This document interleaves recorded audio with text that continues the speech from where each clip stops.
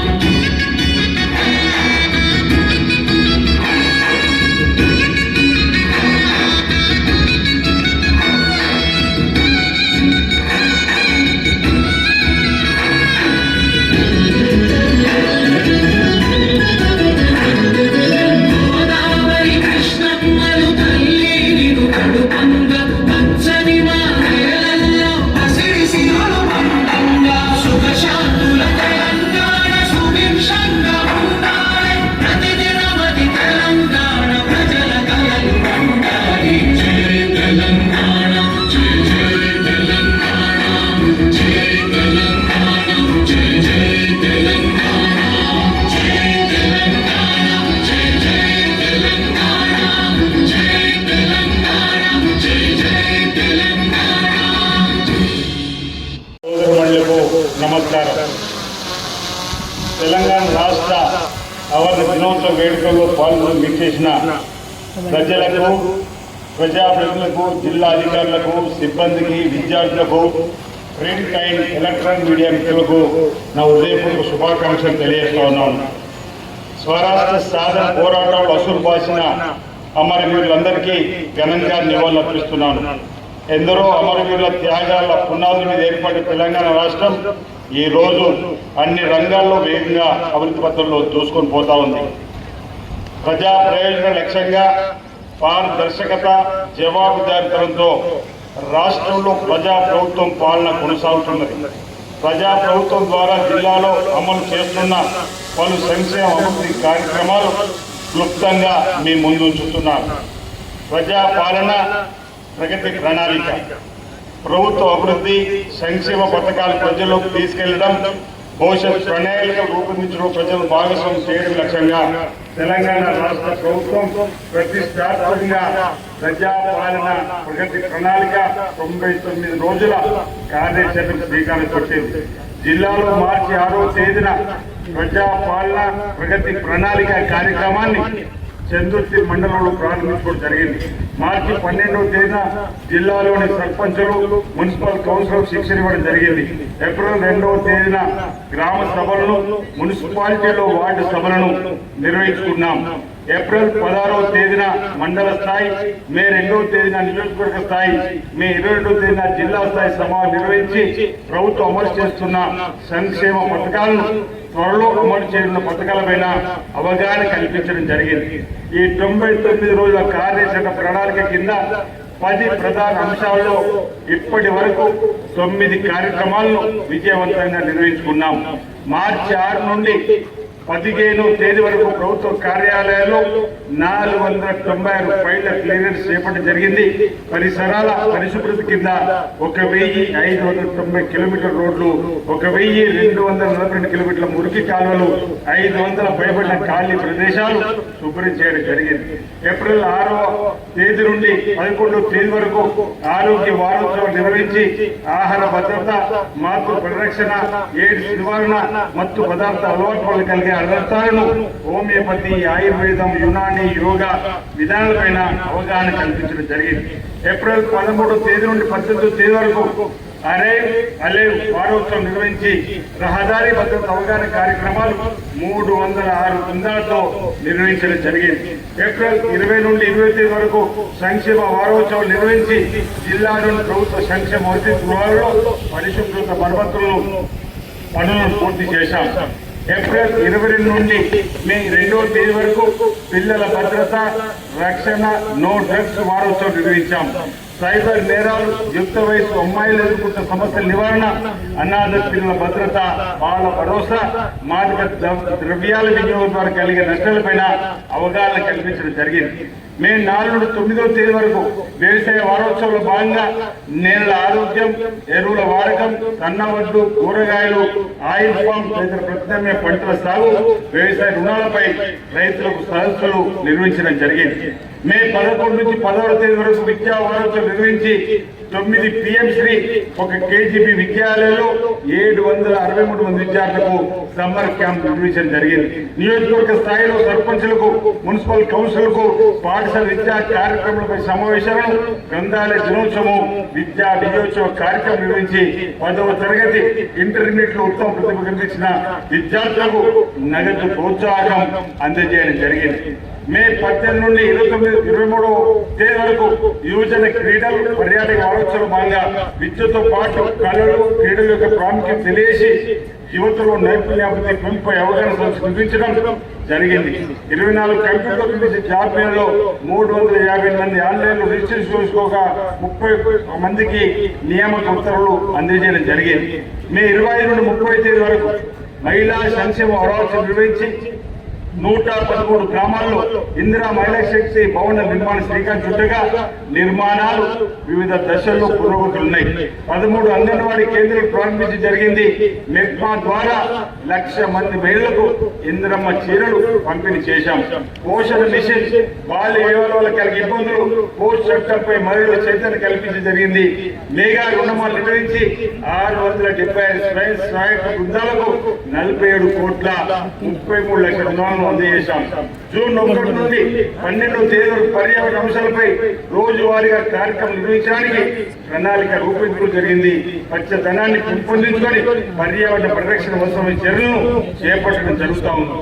నేత కార్మికులకు చేతికింద పని, సిరిసిల్లలోని నేతలు చేతికింద పనితో భరోసా కల్పించేందుకు రాష్ట్ర ప్రభుత్వం అన్ని చర్యలు తీసుకుంటూ ముందుకు వెళ్తా ఉంది.